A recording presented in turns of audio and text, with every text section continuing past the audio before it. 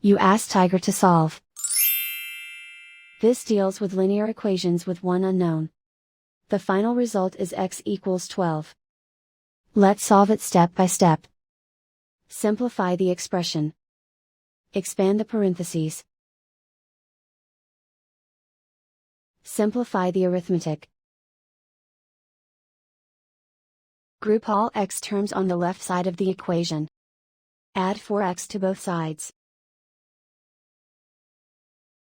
Group like terms. Simplify the arithmetic. Group like terms. Simplify the arithmetic. Group all constants on the right side of the equation. Add 8 to both sides. Simplify the arithmetic.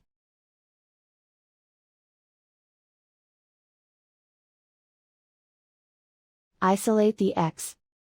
Divide both sides by 12. Simplify the fraction. Find the greatest common factor of the numerator and denominator.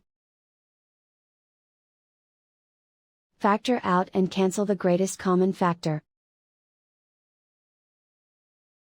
And so the final result is x equals 12.